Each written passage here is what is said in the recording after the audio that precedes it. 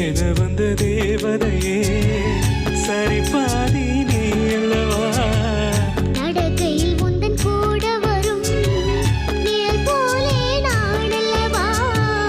கண்ணன் கொண்ட ராதையன ராமன் கொண்ட சீதையன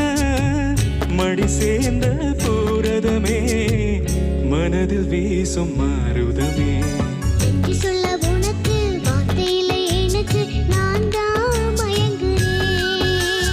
என்னுடைய மனச தந்து விட்ட பிறகும் ஏமா கலங்குற நெடுங்காலோ நான் புரிஞ்ச தவத்தாலே நீ கிடைச்ச